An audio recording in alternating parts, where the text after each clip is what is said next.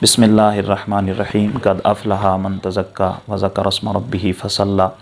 रब्बुल आलमीन ने कुरान मजीद फ़ुरक़ान हमीद में इरशाद फरमाया कि क़द अफ़लहा मन तज़क्का, कामयाब हो गया वो शख्स जिसने ख़ुद को पाक कर लिया, व ज़करा अस्म रब्बिही फ़सल्ला, और जिसने अल्लाह का ज़िक्र किया और नमाज़ पढ़ी।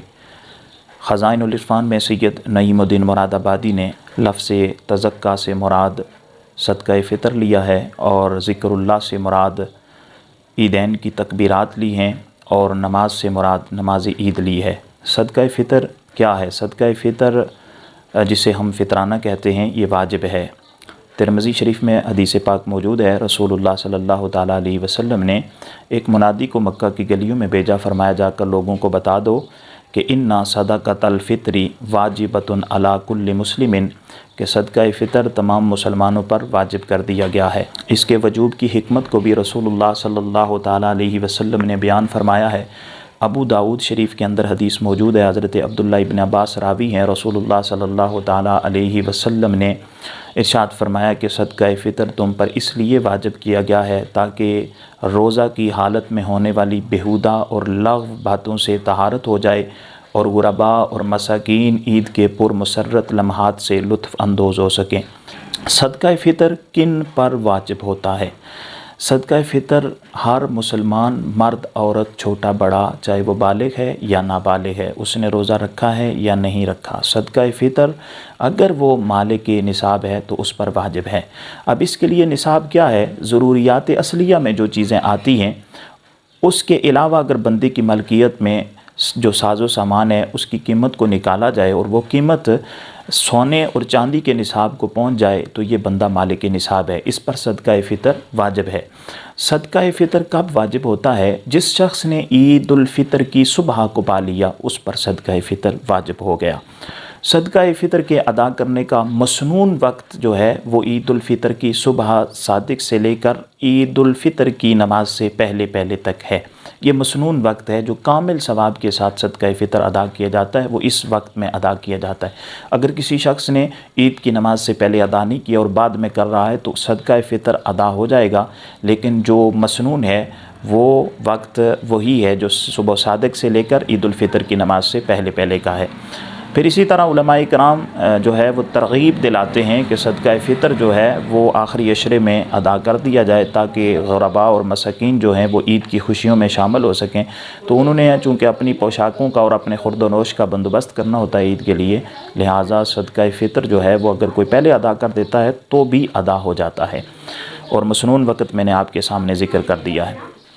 सदक़ा फ़ितर अपनी हैसियत के मुताबिक देना होता है। सदक़ा फ़ितर आटे से भी दिया जा सकता है, सदक़ा फ़ितर जौ से भी दिया जा सकता है, सदक़ा फ़ितर किशमिश और खजूर से भी दिया जा सकता है। बस जिसकी जितनी हैसियत है, अगर किसी की हैसियत आटे की है तो वो आटे से सदक़ा फ़ितर दे। और आटे से कितना सदक़ा फ़ितर देना होगा?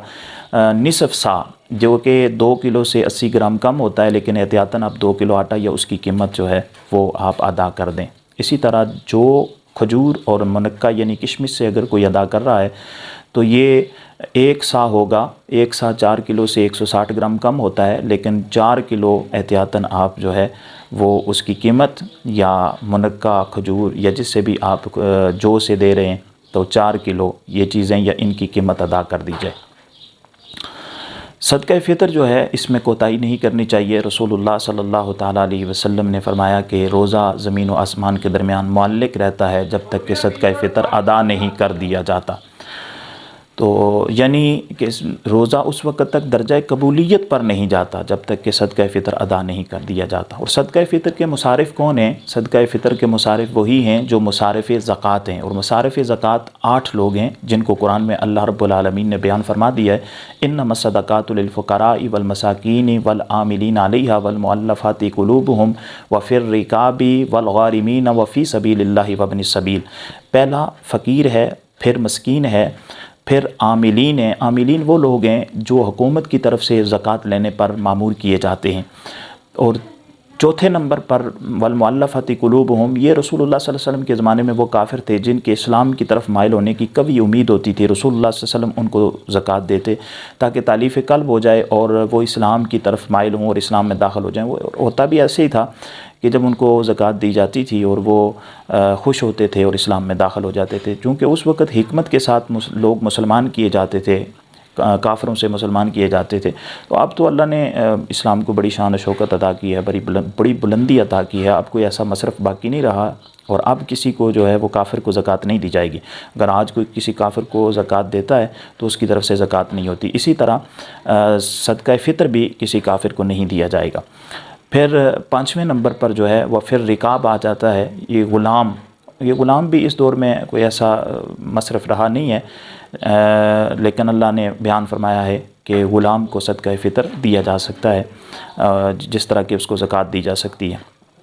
پھر اسی طرح آگے والغارمین، جو قرض دار ہیں، مقروض ہیں، انہیں زکوٰۃ دی جا سکتی ہے، صدقہ فطر بھی ان پر لگ جاتا ہے، انہیں دیا جا سکتا ہے۔ اسی طرح وفی سبیل اللہ، اللہ کے راستے میں پہلا مصرف جو ہے وہ مجاہد ہے، اور مدارس دینیہ میں جو طلباء پڑھتے ہیں یہ بھی اللہ کے راستے کے مسافر ہیں، ان کو بھی صدقہ فطر دیا جا سکتا ہے۔ وابن سبیل، اور مسافر کو بھی جو ہے وہ جس طرح زکوٰۃ دی جا سکتی ہے اسی طرح صدقہ فطر بھی مسافر کو دیا جا سکتا ہے۔